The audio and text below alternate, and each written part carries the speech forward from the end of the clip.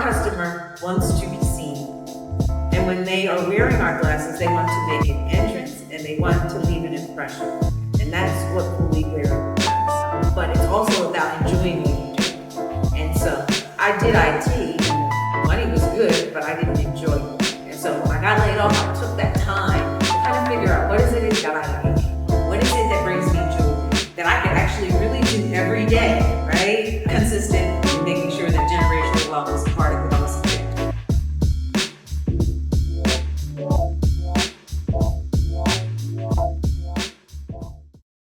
So our target market is, I like to think of it as fashion enthusiasts.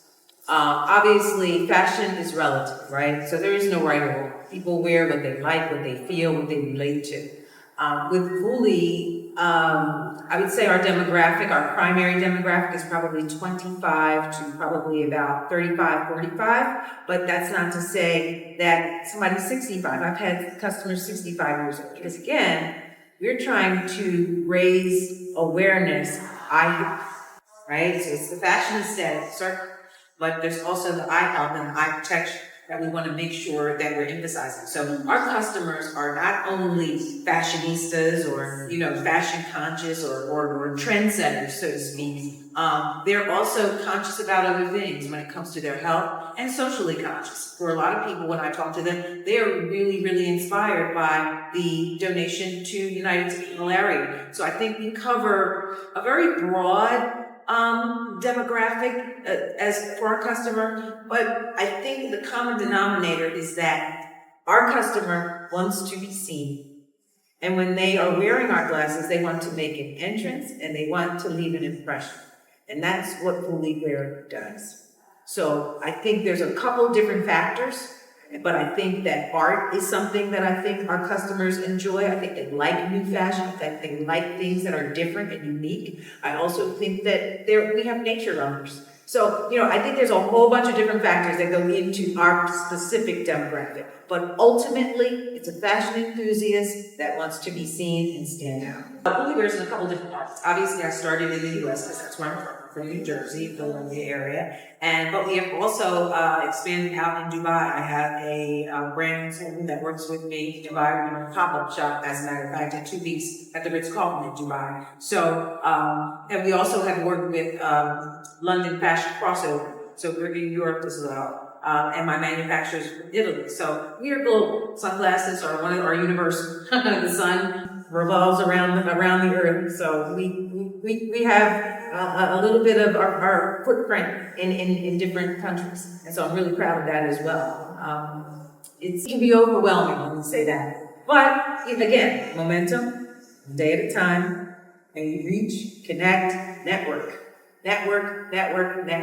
That is, I would say, a fundamentally key task that should be a part of what you do when you're trying to build your brand. Because you just don't ever know who can help change your trajectory or put you in contact with someone or give you a resource that will help take your brand or take your business. And it doesn't even have to be products, it can be a service.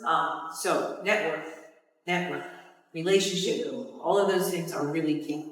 Yes, I definitely want to take Vuliwear to East Africa. I want to take it all over Africa because so much of it is inspired. One of the insects that has inspired Zag, the African twig mantis. So I love the fact that we have that opportunity and that there is a connection there for me. So yeah, I'm always looking for opportunities in order to make those connections. So Vuliwear, our price point is $350 to $450. And so luxury is one of those things that's relative, right? It's what you find valuable. And I think that a lot of times we compare the designer brands, the Gucci's, the Pradas. You're not necessarily getting any better quality, any better packaging, but because they have a name, you associate that with luxury. And so I would like to invite you to consider independent brands like Vuliwear. And there are so many others out there, Black-owned brands that are doing well, where it's really about the story, quality, functionality, all of those things, not just the name. Vuliwear is different because for us, it's about the lens. That is our unique differentiator. Most sunglass brands right now, it's the frame. You get a frame that comes in different shapes, colors, materials. For us, it's not about quantity of how many different frames and lenses. It's about the uniqueness of our lenses. And this particular frame is our original design. It's called our vamp frame, and it has one of our original lenses, which is inspired by the blue damselfly. And so one of the really cool things about it is when you're looking through them, you don't actually see this when you're actually looking through our glasses. So yeah, you can buy and you can reach us. Please follow us on Instagram. We're at Vuliwear_official, and you can purchase from Vuliwear.com. That's VLIWEAR.com. We are in Philadelphia. If you're in Philadelphia, we are in Omega Optical. That's right now. We're all e-commerce. We're on TikTok. We are on TikTok. We are on Facebook. I've done some marketing. What I find is that they have very different audiences. And so what works and what gets likes and what gets seen on TikTok doesn't necessarily translate to what gets liked and seen on Instagram, for instance. Facebook is very family oriented and really friends oriented. So it's a vehicle for me to really touch base with some of the people that I know and meet new people. Whereas Instagram is a lot more about pictures, a lot more about advertising, celebrities, all of those kind of things. TikTok is one of those things where you really get to be you, which I have to admit sometimes I have a difficulty getting in front of the camera and just kind of being me. We always want it to be perfect, but really TikTok thrives off of the imperfections. So I'm really starting to get a little bit more comfortable with doing some TikToks. But yeah, because there is TikTok Shop and I've worked with some influencers on there as well. Mm-hmm. So if I were to give advice to my 10-year-old self, I would tell her to probably not talk so much at school. My 20-year-old self, my 20s were fantastic. Other than the loss of my mother, which was very painful. It was a lot of growth in my 20s. I purchased a home in my 20s. I, hung out. I had fun in my 20s. Don't grow up too fast. I know that folks are doing things now. Young people are doing things and going on trips and traveling the world at like 18. Well, what do you aspire to when you're 30? What's going to be the thing that you do? And so I remember, doing all those things younger and aspiring to purchase a home, aspiring to do, travel, take a cruise. My 30-year-old Dionne, that was, I had just had Noah, so I was becoming a mom. I always knew that I wanted to have my own business. I remember getting laid off from an IT job, and that was very, very surreal feeling that all of a sudden, all of this work that you're doing all day, now they don't want you to anymore. They don't need you to come in anymore. And I was like, I'm worth more than that. If I value my time, my input, what I do, I'm worth more than that. And that's when I was really, really, really set on having my own business. I wanted to create and guide my own destiny and not leave it in the hands of someone else. So, 30-year-old Dionne, keep doing what you're doing. Although I would say this, I didn't go to college, right? And so, probably if I could go back, I probably would go back to college, if nothing else but for the networking. Obviously, you're learning, right? But the networking, I think, is key. The people that you meet and those relationships that you keep. I would tell Dionne that she should have probably gone in her 20s out of school to college. But I don't have any real regrets about that because, right now everything is at our fingertips. Who knew, right? I'm 58 years old, so I remember when you had to look stuff up and you had to look at a map and you had to, look in the phone book to find somebody's number. And right now, it's at your fingertips. So what I would say to any entrepreneur or anybody out there who's just looking to make a difference or improve their life, everything is, if you don't know, it's because you don't want to know. Everything is in our phones right now. You have no excuse. You just have to be willing to try. So in 2009, I was working for an IT company in New Jersey, and I was doing IT work. And the company was going through layoffs. And they decided that I was going to be one of the people to receive the pink slip. And there was not a lot of notice. We knew probably within a week. And I just remember feeling very deflated. Kind because I had a good work ethic. I came to work and rapport with my coworkers. Wow. Like, of all the people, I'm one of those people that come in. I'm one of those people that can stay. I did the hard work. And I was doing all of this, but yet I still got laid off. And so at the time I was dating someone who, as we had a conversation about it, and he was like, well, I think you should do something that you really love, right? I think we can get caught up, especially as a young person, as I need to make this money, which no doubt you do. But it's also about enjoying what you do.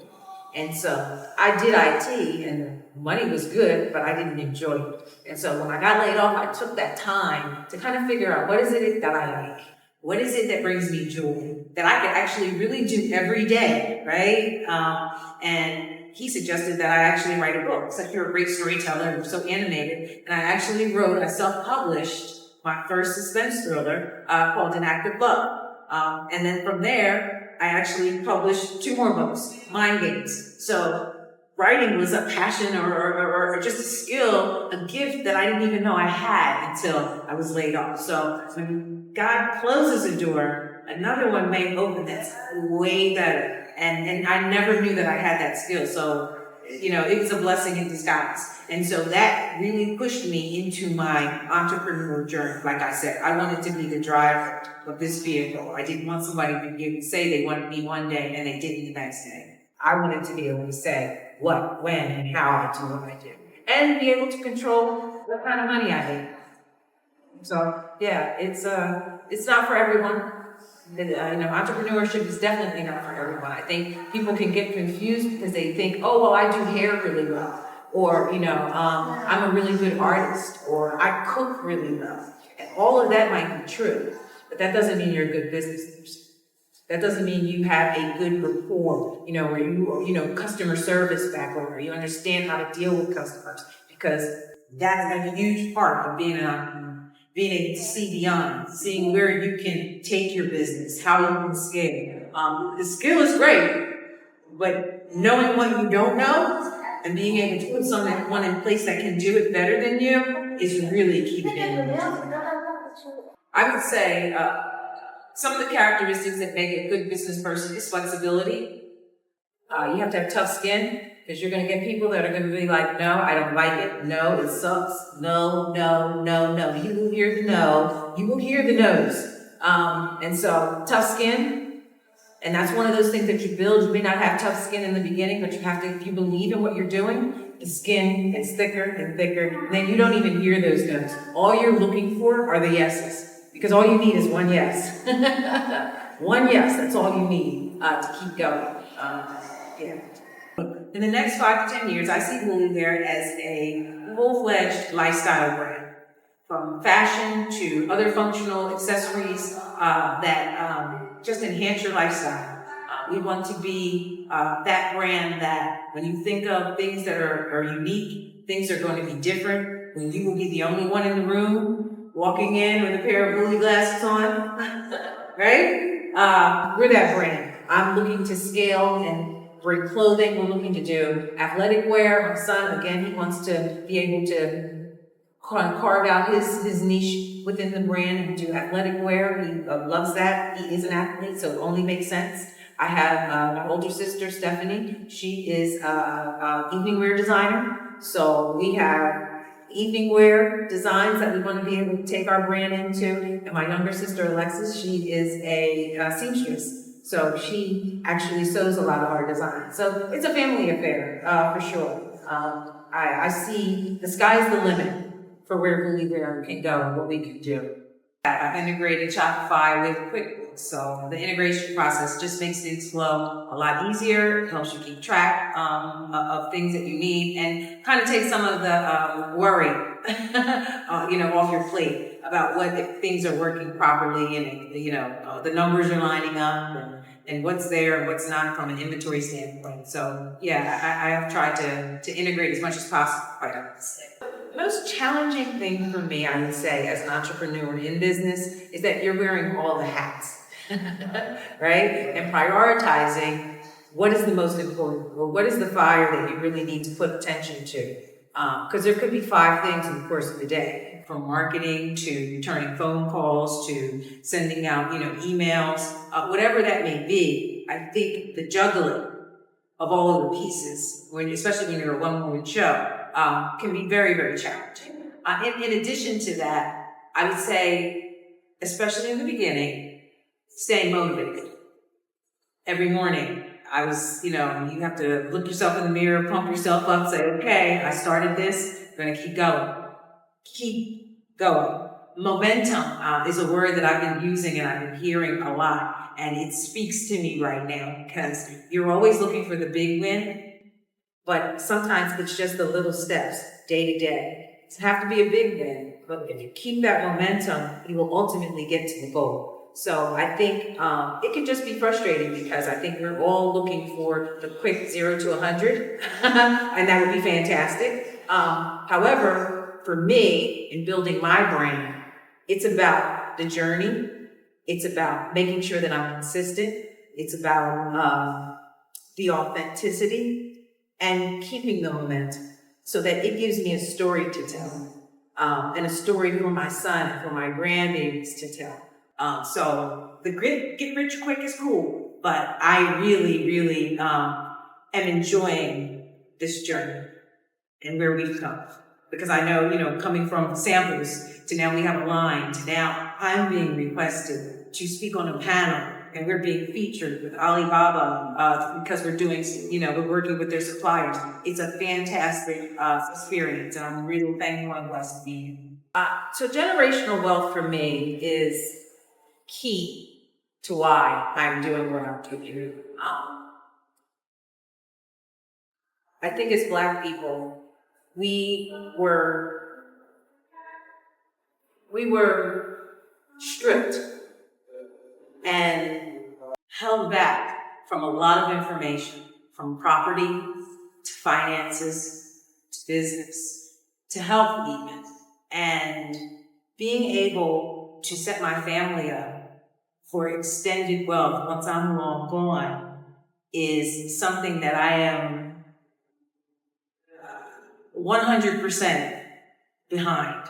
And I think every family should be behind it. You may not be an entrepreneur, you may not have a brand, but still, even when it comes to insurance, getting insurance when you're gone, that generational wealth that you need for your family can change the trajectory for where they are. And I think that most Black brands are doing that and are thinking that, and as we should, because we're kind of behind the 8 ball on it. And so we have to play catch up. And I think that thinking in that stream and not just thinking, oh, I'm going to put this product out and I'm just going to do it, get the money and run. No, you want to create something that your family can take. And that's what I've done with Vuliwear. My son was very instrumental in us expanding into lifestyle, from eyewear into a lifestyle brand, because scalability is also something that's very important for brands as you grow. And so he helped us design the men's crossbody brand. It's called the Vima. Vima means carry in Swahili. And so it has a patent pending compartment for your sunglasses, for your cell phone, for your wallet, keys, because men in particular are carrying more things today. And that was one of the things that he emphasized to me, that he had a lot of stuff to carry.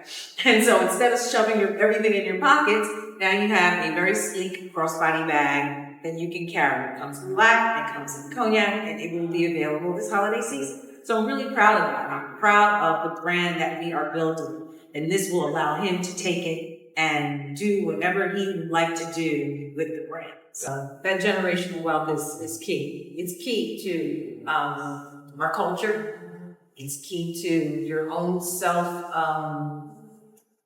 your own legacy, you say. Your own legacy, your own family legacy.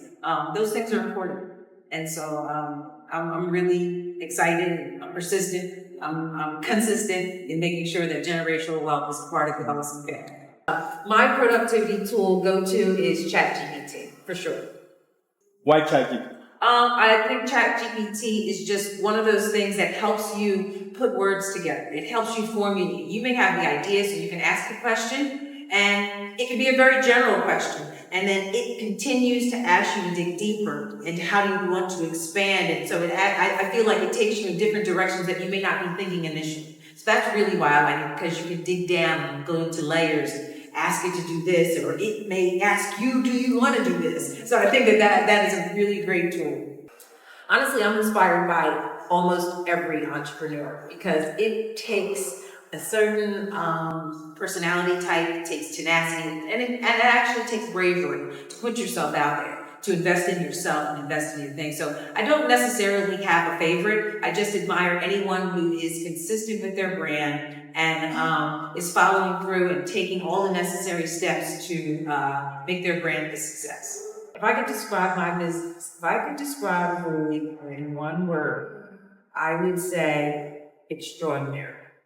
It is extraordinary. Thank you. Thanks for letting me interview you. It's been a pleasure. Amazing story. I can't wait to see where the brand goes. And the name is just perfect, right on. Thank you so much. Thank you for this opportunity. It's been great to speak to you. I appreciate the time. Awesome.